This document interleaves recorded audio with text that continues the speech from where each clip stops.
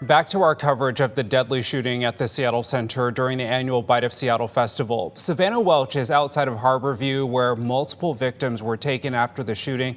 Good morning, Savannah. What's the very latest? Good morning. Well, there is some good news. So 2 of the 4 people who were brought to Harborview here have since been released. So while the 2-year-old toddler who was shot still remains here in satisfactory condition, there was another person who unfortunately died from their injuries in the last 12 to 14 hours since this all happened yesterday evening. Now, looking at this Harborview here, this whole area was placed into lockdown, and pretty much a big police presence was here too.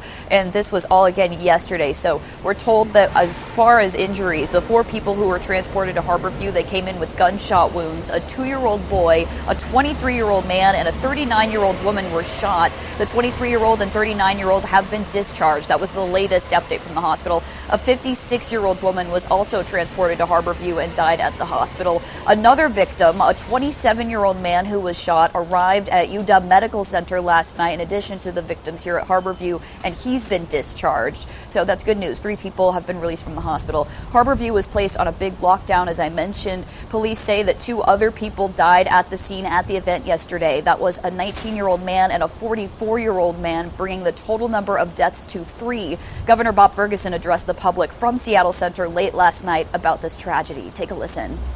Any shooting like this is senseless. I think it's magnified for an event like this. And so all of us, our hearts go out to everybody who's impacted by this. I can't imagine being the parent of a 2-year-old toddler, for example, who's injured in a shooting like this.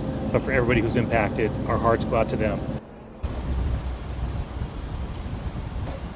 Now, crowds who were there yesterday at this event described just total chaos as gunfire erupted and people tried to run for cover and took shelter in the Seattle Armory. But good news in the sense that there are some, victims here that have been released and are doing much better. And again, we're still waiting for more updates from the hospital in the next few hours, but we'll keep you posted as we learn more information. Reporting in Seattle, Savannah Welch, King 5 News.